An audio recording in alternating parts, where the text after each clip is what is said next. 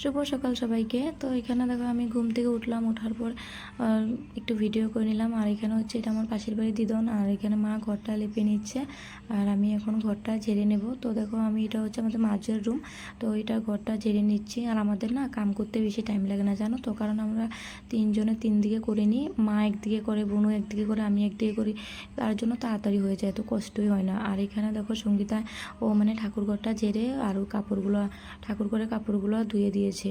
তারপরে এটা হচ্ছে শাশুড়ি মা, তিনি উঠানটা লেপে নিচ্ছেন আর আমি ঘরে যা কাপড় ছিল সেগুলো ধুয়ে নিয়েছি আর কি। তো এখন এগুলো মেলতে যাব। আর কি বলো তো, অম্বাবিচি ছেড়েছে তার জন্য তো কাজ তো সবার ঘরেই আছে না, আর সবার তো এগুলো অম্বাবিচি ছাড়ার পর এই যে ঘর ঝাড়তে হয়, কাপড় ধুতে হয়, এটা নাকি নিয়ম। তাই আমরাও সব কাজ করে নিয়েছি সেদিন। তো এখানে দেখো আমি স্নান করে চলে এলাম বাড়িতে, ঘরে আর কি। তারপর এখানে আমি ঠাকুর ঘরের কাপড়গুলো তো ধোয়া হয়েছে, সেগুলোও তো মিলতে হবে, মানে বিছাতে হবে। তো আমি এগুলো বিছিয়ে দিয়েছি আর এক এক করে ঠাকুরের ফটোগুলো আবার মানে বসিয়ে দিলাম। তারপর এখানে আমি পুজোটা দিয়ে দিলাম। তো পুজোটা তো পুরো শেয়ার করতে পারি না, কারণ ক্যামেরা ধরার মতন কেউ ছিলই না সেদিন, তো জানোই সবারই কাজ ছিল, যার মতন যে কাজ করছিল। তো এখানে আমি পুজোটা দিয়ে তারপর একটু ক্যামেরাটা অন করলাম আর কি। তো এখানে আমি ধূপকাঠি বালিয়ে দিচ্ছি। তো আমার ভিডিওগুলো তোমাদের কাছে কেমন লাগে, ভালো লাগলে প্লিজ বলো। আর এখানে তারপর পুজো উঠে আমি দুপুরে ভাত খেয়ে নিয়েছি। তো ভাত ছিল চানার ডাল, আলু সবজি ছিল, আর পেঁপে দিয়ে আলু দিয়ে মাছ বানানো হয়েছে।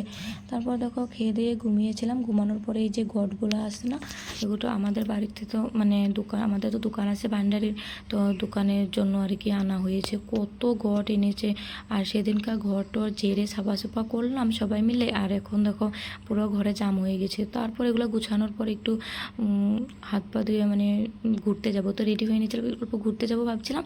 আর তখনই বৃষ্টিটা শুরু হয়েছে, কি বলবো, এত মানে বড় বড় ফোঁটা পড়ছিল বৃষ্টির, আর এখানে যে হাওয়া দিচ্ছিল তা যায়নি। আর মা শাশুড়ি মানে বিদ্যা রানী ওরা তো আগেই ঘুরতে চলে গেছে।